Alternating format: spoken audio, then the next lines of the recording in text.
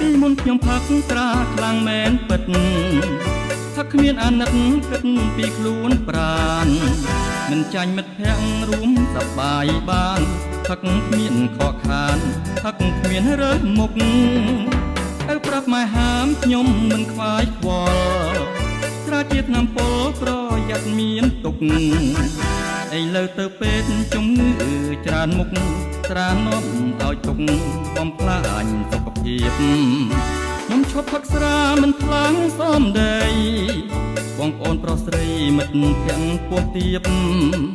សូមឲ្យខ្ញុំផឹកដើម្បីសុខភាព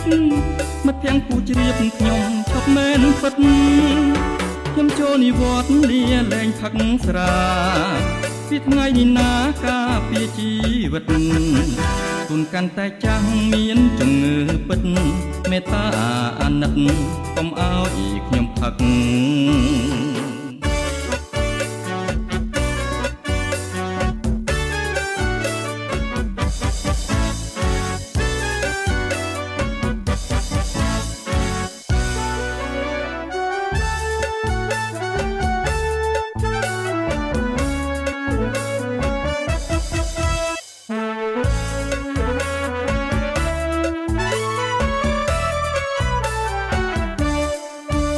ឈប់ផឹកស្រាមិនខ្លាំងសមដីបងប្អូនប្រុសស្រីមិត្តភក្តិពោះទៀបសូមឲ្យខ្ញុំផឹកដើម្បីសុខភាពមិត្តភក្តិពូជ្រាបខ្ញុំឈប់មែនពិតខ្ញុំចូលនិវត្តន៍លាលែងផឹកស្រាពីថ្ងៃនេះណាការពារជីវិត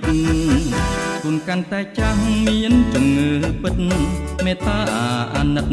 កុំឲ្យខ្ញុំផឹក